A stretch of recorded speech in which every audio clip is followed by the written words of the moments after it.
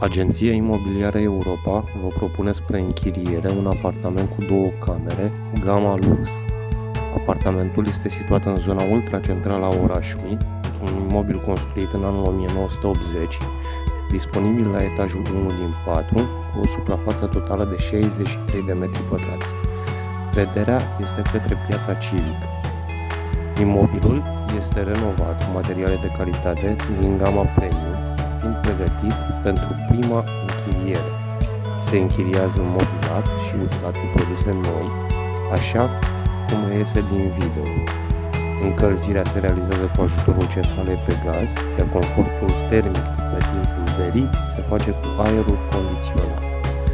Prețul chiriei este de 750 de euro pe lună, cu cheltuieli incluse. Vă așteptăm la vizionare!